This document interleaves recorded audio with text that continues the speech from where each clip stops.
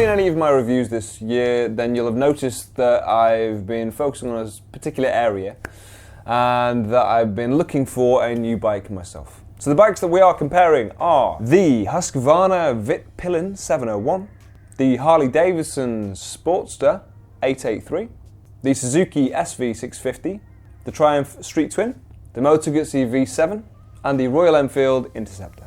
Any of which you can, of course, go back through my catalogue and rewatch. It's an eclectic mix. They are all very different. They share a commonality, not too dissimilar in terms of performance, and most of which have roots in a custom or classic line. The reason for that is that, by and large, they are less sought after by bike thieves in and around cities. It is not to say that I could leave it without a lock, but hopefully, fingers crossed, people aren't targeting them for the time being. Justifications out of the way, let's get into it. We are going broad strokes and then defining their character. Engine, winner, for horsepower at least, Suzuki. Then the Vitpilen, then the Triumph, the Guzzi, the Harley Davidson, and the Royal Enfield. In that order. For torque, the order changes a little bit, actually quite a lot. Winner is the Triumph, then the Harley Davidson, then the Vitpilen, Suzuki, Moto Guzzi, and lastly the Royal Enfield Interceptor. I should dissect that just a little bit and say that the Suzuki, being a 650 V-twin, revs quite high. It is a sportier engine, so it does perform well.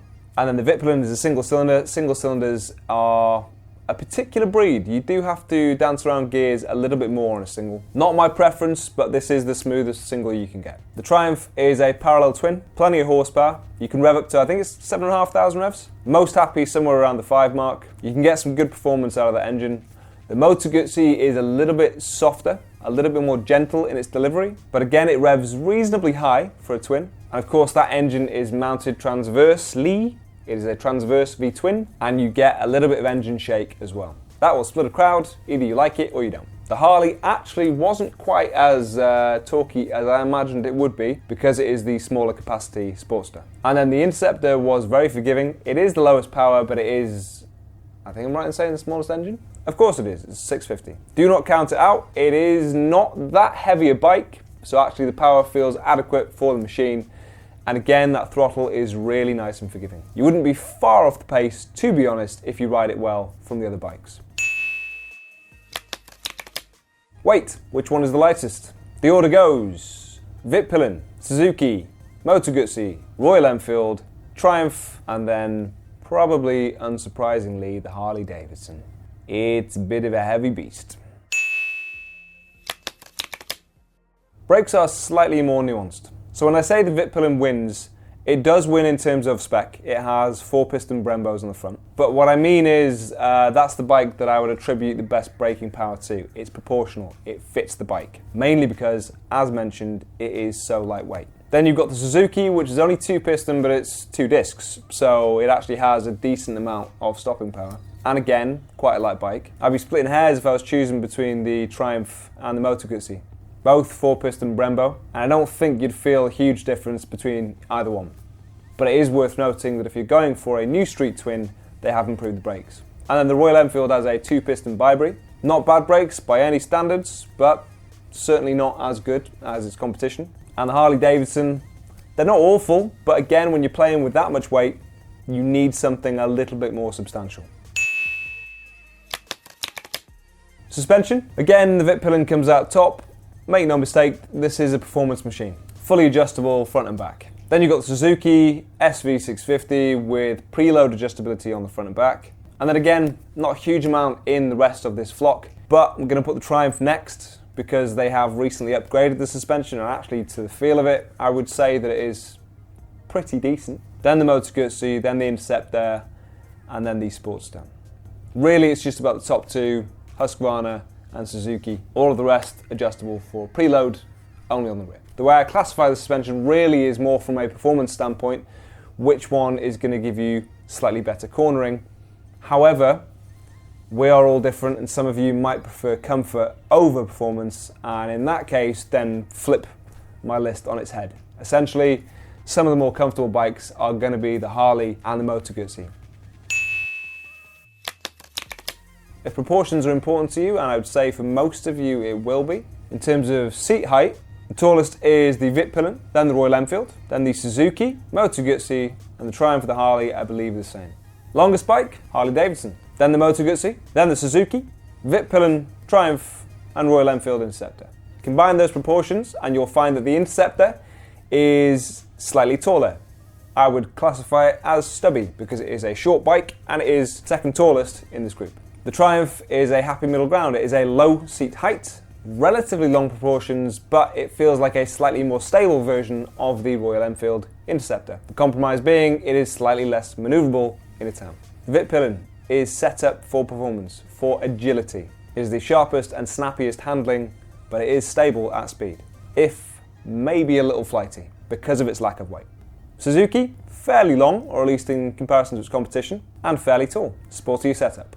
Moto Guzzi is practically a cruiser. Your knees are slightly more bent than they would be on a cruiser, but it is a long, deliberately handling bike.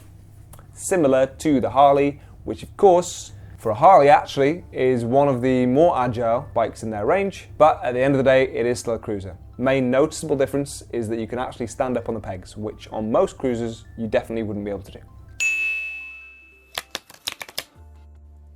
Price. I should point out these are prices based on 2019 for the UK. By far the cheapest is the Royal Enfield Interceptor. And then the two most expensive, actually by quite a margin, are the Harley Davidson and the Vitpilen. Interestingly, they are probably the two most polarizing in this list. Now, as fun as it is to pair them off against each other and see which one is best, it's also worth noting what these bikes are specifically tailored for. And there are reasons for buying each and every one of them.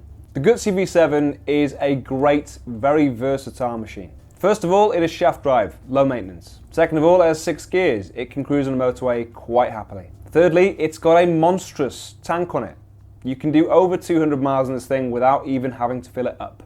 And it's very accurate going around a corner. As I say, for performance and for handling, it's smooth, really smooth. The Triumph Street Twin, it's a fantastic all-rounder. It's a great bike. Strengths go for reliability. You don't see these things going wrong very often, and they have faith in it. It's a torquey, punchy little engine that you can still rev out. It handles well. It's smooth without being too sort of goading or flighty.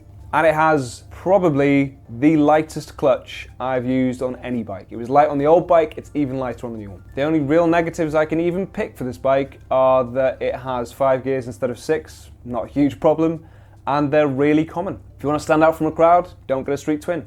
The Royal Enfield is a fantastic town bike, and it is a bike that you can take on some country roads as well and still have a lot of fun on. It's smooth, progressive riding because it doesn't have an awful lot of power to play with. You need to keep your speed going around a corner. You will probably find that the suspension will find its limits quicker than you do, but it doesn't do it in a dramatic or scary way. If you want a Street Twin but you just don't have the money, then this is a decent option. Oh, the Harley. And it feels like I've been beating up on the Harley. And it probably sounds like I don't like Harleys, which is not the case.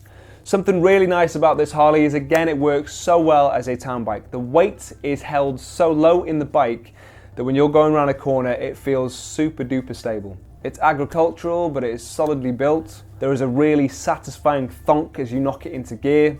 And there is just something you get from this bike that you can't get from almost any other. If you want a Harley, you're gonna get a Harley. In all honesty, I probably wouldn't go for the Sportster 883, I'd probably go for the 1200. It was made for the 1200 at the end of the day.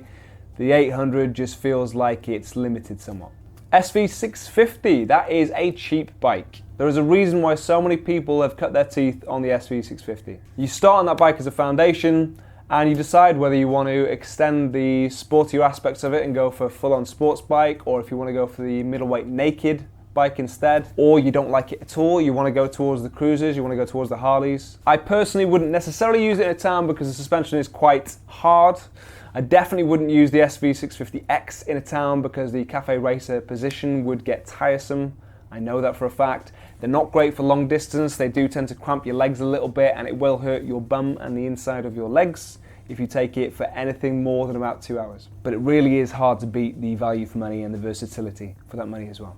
And then we have the performance bike in this field, the Husqvarna Vitpilen 701. It is light, it is agile, it has a fantastic power to weight ratio. It will embarrass quite a lot of other bigger bikes, but then it should for the price that it plays at. Highly customizable, it is unique. If you want to turn heads, this is a bike worth your attention. but you may well run the risk of being labelled a hipster. Now, with all that said, I have actually bought myself a new bike. So if you've lasted this long and you're wanting my decision, follow me.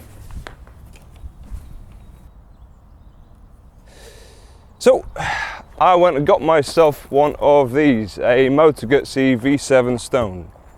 I know it is not the newest one, and yes, there is a reason. I will give you a full review of this thing in a separate video and a roundup of all the modifications that I put on it as well. But the quick take home is that the newest one is £8,000. This one I bought for just under £5,000. I don't think, although they have improved the new one, there's enough of an improvement there to justify me spending the extra money for it. So I don't sacrifice much for performance, and for me personally, I prefer some of the looks to this bike, i.e. the dual clock just down there. The fins on the engine as well, I actually prefer on the Stone version having them silver. And you might say, why not save more money still and get the original V7? Again, you can get one with low mileage, and again, they are slightly cheaper than this. Big difference for this one is that it's got 6 gears over 5, so if I want to take it longer distance or some motorway high-speed stuff, this does it more comfortably.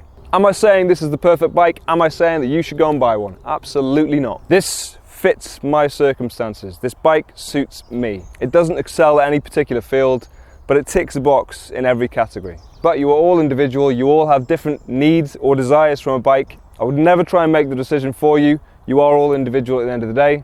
Just here to outline the benefits, the plus points to each individual bike. Thanks again for watching, I'll see you soon. Ta-ra.